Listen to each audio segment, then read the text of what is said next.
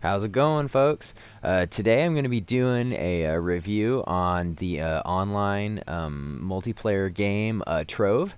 Trove is a voxel RPG set in a massive universe of online worlds of adventure, exploration, and creation in a endlessly generated realm. This game is a lot of fun. I've been enjoying it very immensely. So I'm going to give a little review here on just what I think of the game and whether you should be playing this game or not. I'm sure most of you have played the game Minecraft. Minecraft is, of course, one of the best-selling games of all time. It's based in, creation, exploration. You get to build whatever world you want. Now, Trove is very similar to that, but there are some key differences. Now, I remember Trove back when it was in the alpha stage.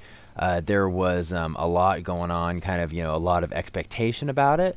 And then recently a friend of mine started playing. He was like, dude, you got to start playing this game. It's a lot of fun. So I thought, hey, what the heck? I'll create a character.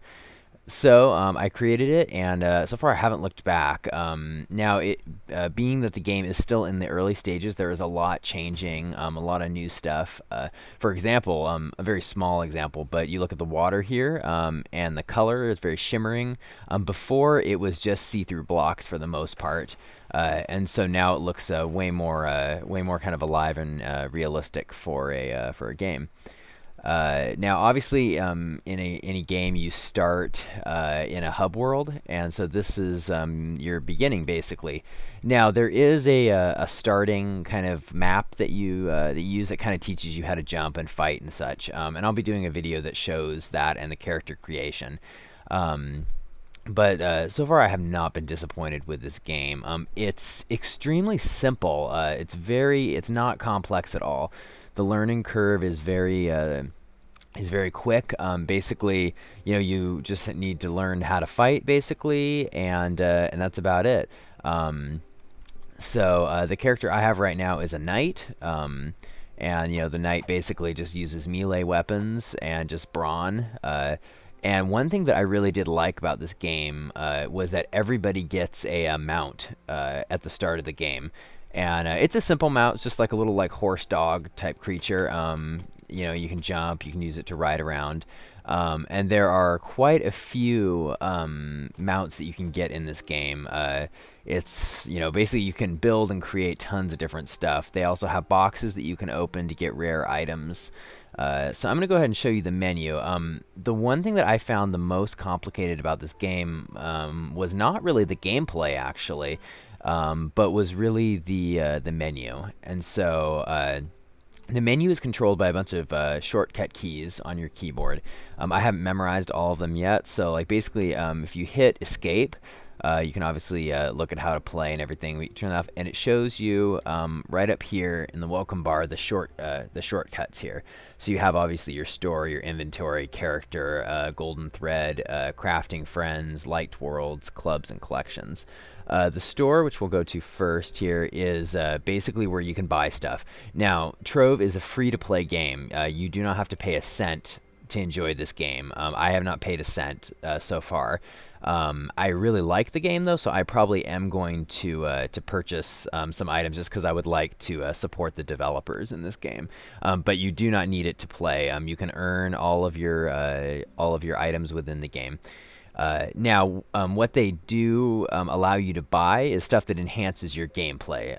So obviously, like here, the Power Pack, it's $20, and you can get the Wings of the Phoenix, 2 personal class coins, a Super Cycle, Pearls of Wisdom, 2,000 primal blocks that you can build more and such.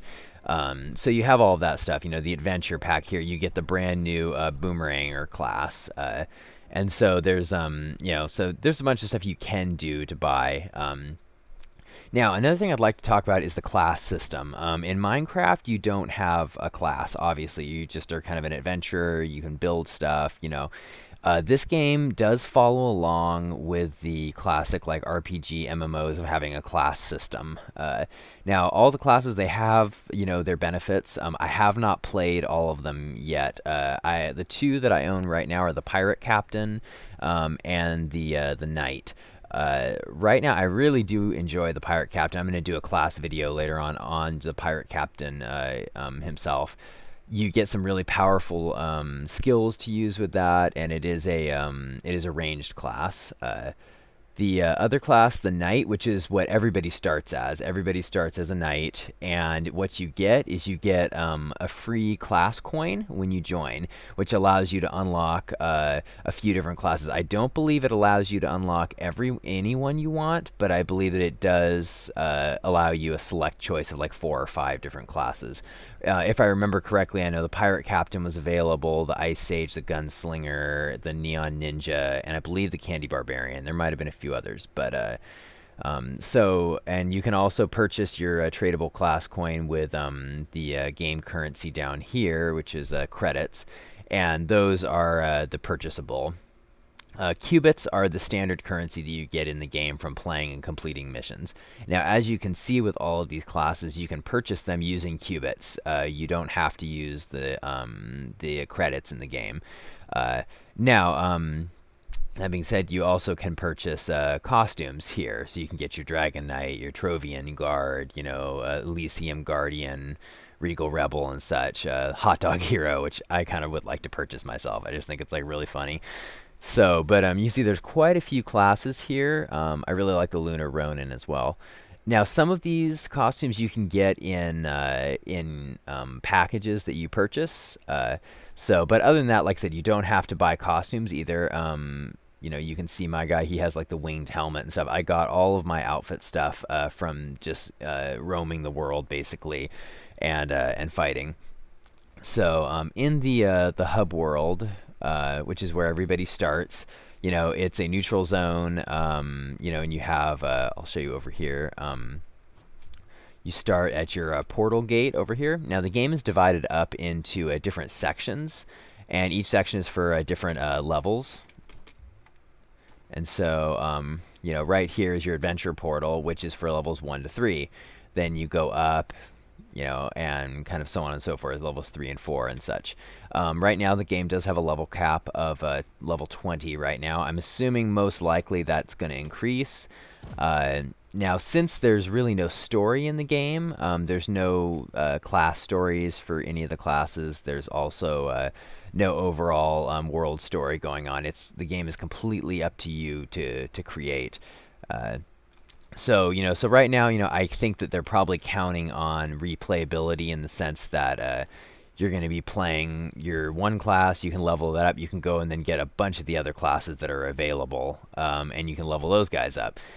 Each map does change, and also people can alter the map, they can build stuff, but then it all always resets basically, so that there aren't any massive holes in the ground or anything like that.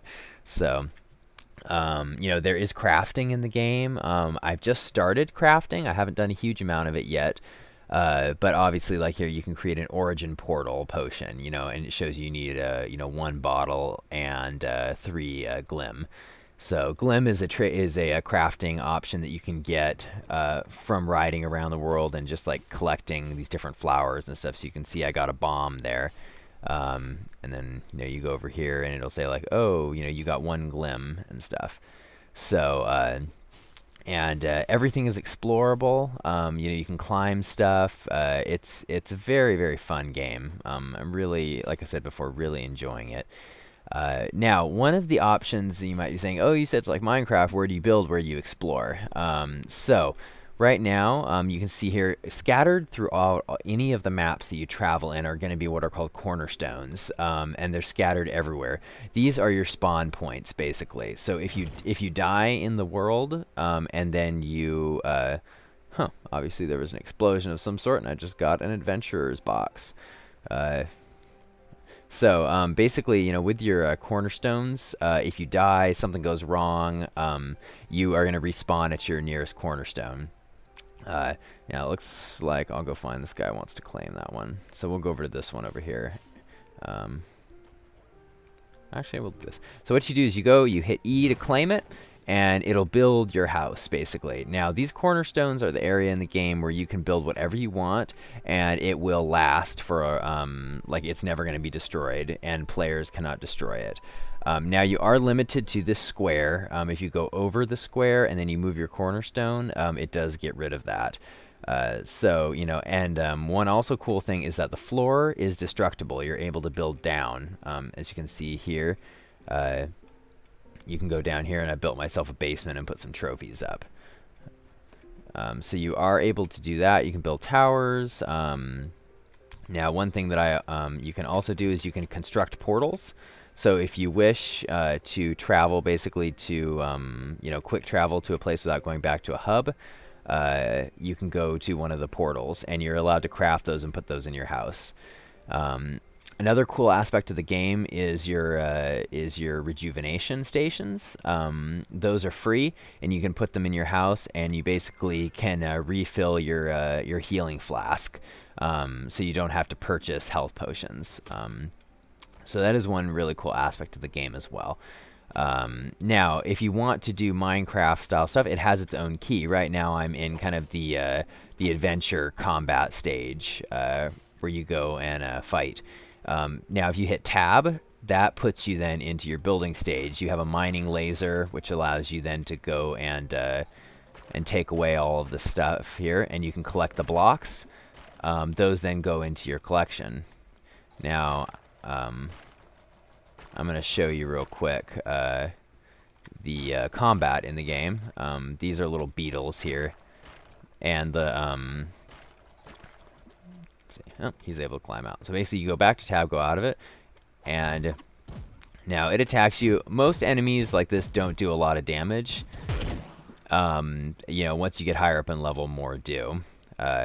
Now, you have different, that's your standard attack with your mouse. You also have your 1 and 2 keys, which do other certain skills. So, like, going up to here, you know, you hit that, and that basically does a strike. You can also use your mouse key number 2 to do a jump, which then hits the ground. I haven't unlocked my 2 yet, because my knight is still at a lower level.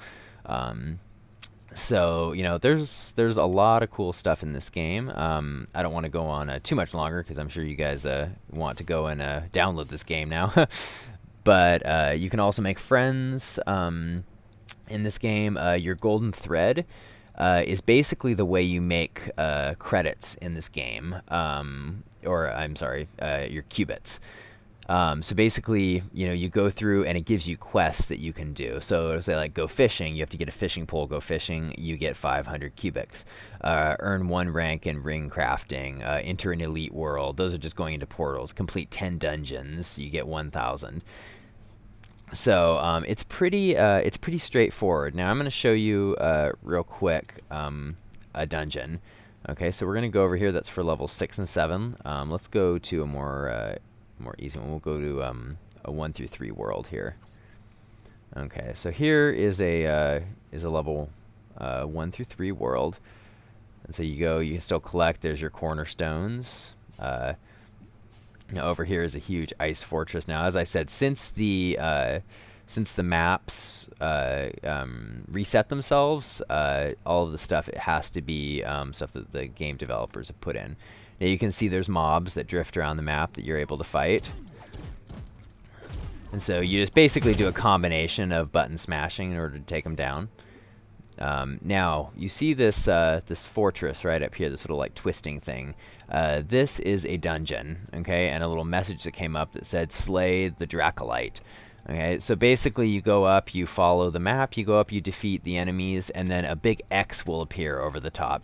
Now that means that other players who come along are not able to complete that dungeon until it resets. Now the dungeons are spawning, they spawn all across the map, so you're never going to like run out of dungeons or like, oh man, I have no more in this world. There's always dungeons.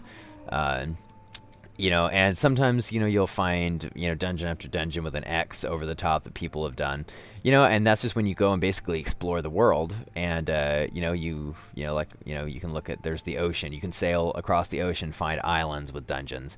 So there's a lot of fun to be had. You know, I can say after playing this game, I've never been bored yet. You know, there's always crafting, mining, building, there's always something to do. There's caverns under the ground that you can find, that are full of like mining supplies.